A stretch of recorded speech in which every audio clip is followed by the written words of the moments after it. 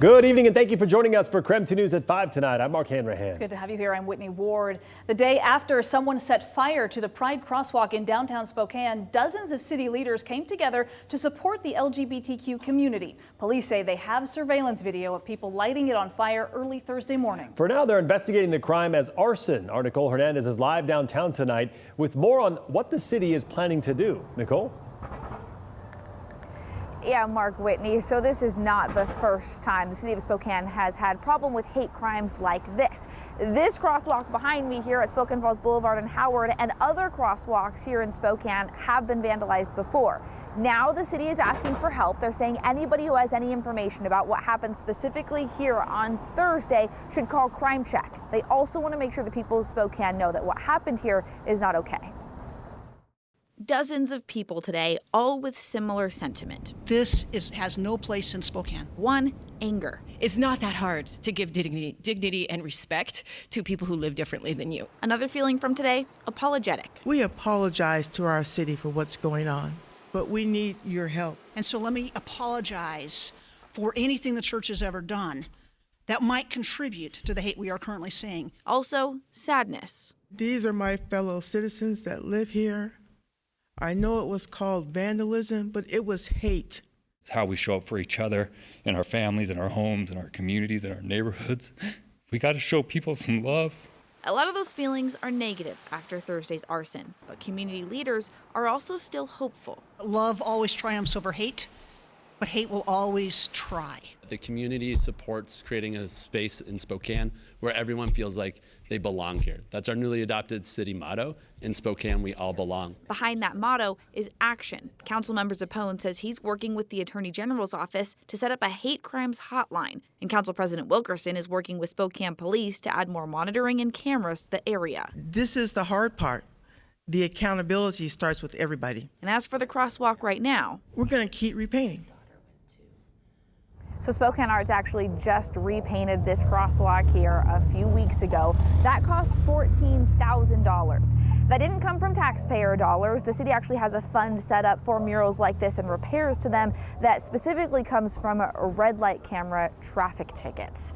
Now, as we look forward, we know that the Spokane Arts Department is planning on collecting donations still to help in the repairs for this time. In Spokane, Nicole Hernandez, KREM 2 News. Nicole, thank you very much. And just in tonight, 2 police officers had to be treated with Narcan after a suspect threw white powder near them. Yeah, it happened just this afternoon at the Spokane County Jail. Spokane police transported a suspect to the jail. When they got there, he reportedly attempted to throw powder toward a toilet in the processing area. Its container broke open, then sending the powder throughout the cell and all over the uniforms of those police officers. Both officers displayed the physical effects of possible fentanyl exposure and were given Narcan and then taken to a local hospital. The suspect now faces felony assault charges. All right, time to talk weather here as we've made it to the weekend. It sounds like it's going to be kind of a cool rainy one. Yeah, Jeremy Lagoud joining us right now. And Jeremy, really rain right on the weekend? Like we couldn't have planned that out better? I don't control the weather. Oh, okay. I don't know. Yeah.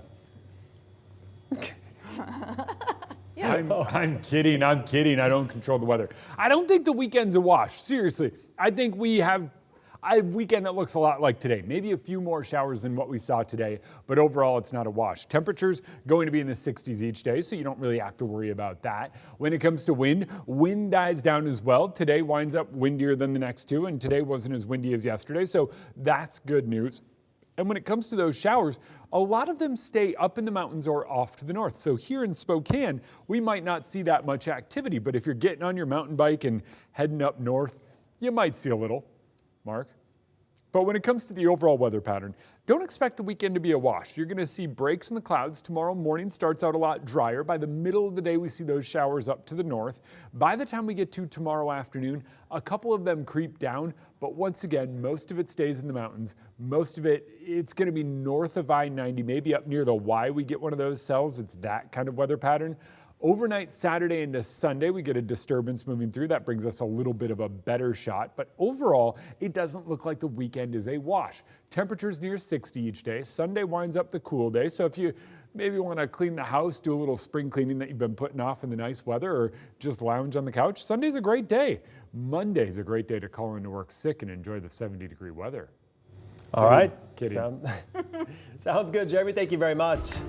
Residents at some of Catholic Charities apartments are still waiting to hear tonight if they can get help with upcoming rent increases. Yesterday, we told you how 20 families who live at Cathedral Plaza are facing a rent increase, some of them seeing their rents close to double. Catholic Charities says it's going to be helping those families and is urging anyone who thinks they cannot afford the increase to talk with their property managers. Renters should get answers about that help by June 15th before the rent increases on July 1st. Also want to make a correction to that story that ran yesterday. Although renters told us they had been given less than 2 months notice about the rent increase, that was actually incorrect. Catholic Charities is required by law to send out increase notices more than 2 months in advance, and those did in fact go out at the end of April.